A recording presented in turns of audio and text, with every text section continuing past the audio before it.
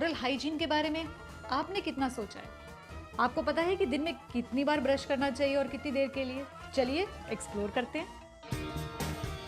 आपके दांतों का ख्याल रखता है इनामल, जो आपके दांतों को एक प्रोटेक्टिव लेयर देता है, कैविटीज से बचाता है, बाकी तरह के नुकसान से बचाता है। वैसे तो खुद इनामल बड़ा मजबूत होता है, लेकिन वक्त के साथ ये भी थोड़ा वीक हो जाता है। दरअसल खाना खाने के बाद थोड़ा सा खाना आपके दांतों से चिपका रह जाता है और ढंग से साफ नहीं किया तो आगे जाकर प्लाक जमना शुरू हो जाता है। अब आप पूछोगे ये प्लाक क्या होता है?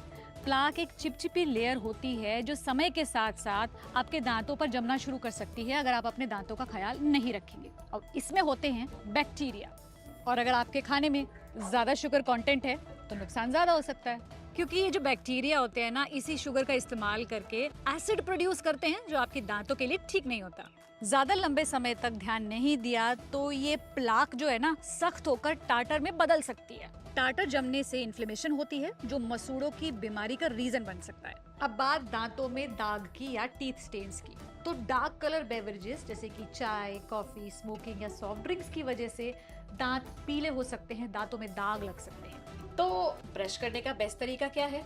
वैसे तो कई टेक्निक्स हैं, लेकिन एक टेक्निक को बहुत एफिशिएंट माना जाता है। वो है कि आप दांतों और मसूड़ों के मीटिंग पॉइंट में 45 डिग्री के एंगल में ब्रश को रखिए और सर्कुलर मूवमेंट से ब्रश कीजिए। और ध्यान रखिए कि प्रेशर ज्यादा ना हो। ये मसूड़ों और दांतों का जो मीटिंग पॉइंट होता है ना, यहीं पर सबसे ज्यादा प्लाक जमा होता है।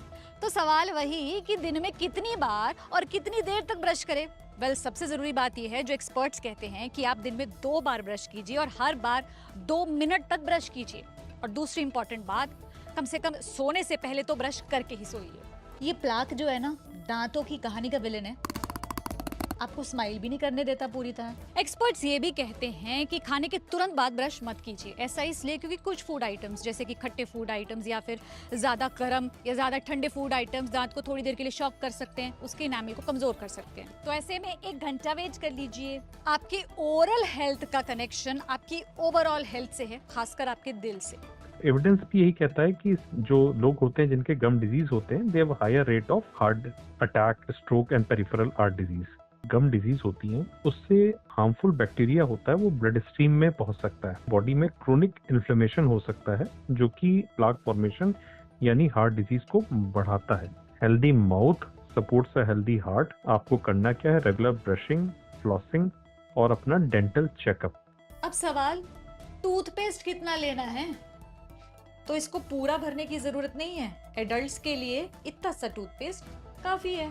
कुछ बातों का ध्यान रखना होगा। दिन में 2 बार ब्रश करने के साथ साथ खूब सारा पानी पीजिए। ज्यादा खट्टी, ज्यादा मीठी चीजें या फिर ज्यादा कोल्ड टेम्परेचर या हॉट टेम्परेचर वाली चीजें अवॉइड ही कीजिए। स्मोकिंग को कहिए नाना, अल्कोहल को कहिए नाना। और अपना टूथब्रश जो है ना, समय समय पर रिप्लेस करते रहिए।